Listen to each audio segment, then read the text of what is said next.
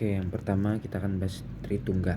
Apa sih Tritunggal itu? Tritunggal adalah suatu konsep dalam agama Kristen yang menyatakan bahwa Allah adalah satu, tetapi dalam dirinya terdapat tiga pribadi yang berbeda, namun tak terpisahkan.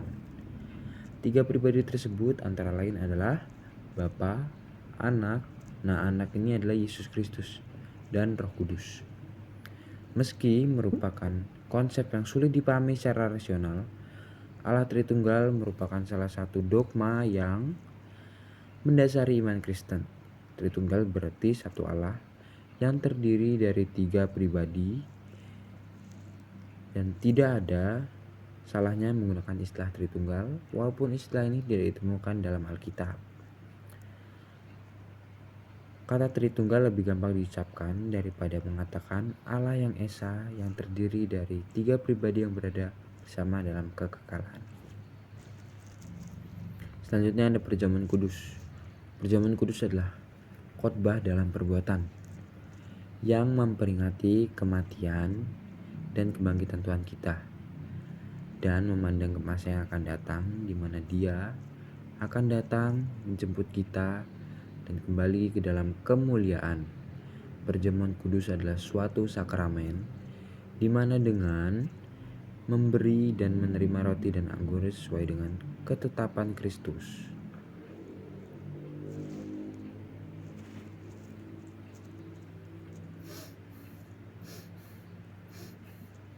Kematiannya diberitakan dan orang-orang yang menerimanya dengan cara yang layak, bukan secara jasmaniah atau kedagingan, melainkan melalui iman dan dijadikan berbagian dalam tubuh dan darahnya dengan semua berkat yang dihasilkannya. Nah, untuk menerima perjamuan kudus secara layak, yang pertama itu menguji diri sendiri. Sebelum menerima perjamuan kudus, seseorang harus mereka harus merenungkan hidup mereka harus menyadari hidup mereka, dan mereka harus hidup lebih sesuai dengan ajaran Kristus. Yang kedua itu mengakui tubuh Kristus. Mengakui tubuh Kristus itu seperti menerima perjamuan kudus, berarti mengakui pengorbanan Yesus di atas kayu salib dan menghormati Yesus dan mengikuti ajaran Kristus. Selanjutnya ada baptis. Baptis adalah salah satu sakramen dalam agama Kristen yang melambangkan pembersihan dosa dan merupakan pintu masuk ke dalam iman Kristen.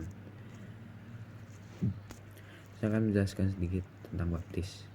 Nah, arti baptis sendiri itu adalah tindakan memurnikan atau menyucikan diri melalui ritual pemberian air yang dijalankan terutama oleh agama Kristen.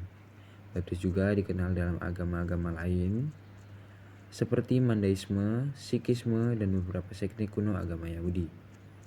Kedua, makna baptis. Makna baptis itu melambangkan kematian bersama dengan Yesus Kristus dan kebangkitan kehidupan baru dalam iman Kristen. Melalui baptis, seseorang dianggap telah menjadi lahir kembali, lahir baru, dibersihkan dari dosa, dan menjadi anggota gereja. Nah, selanjutnya yang terakhir ada worship.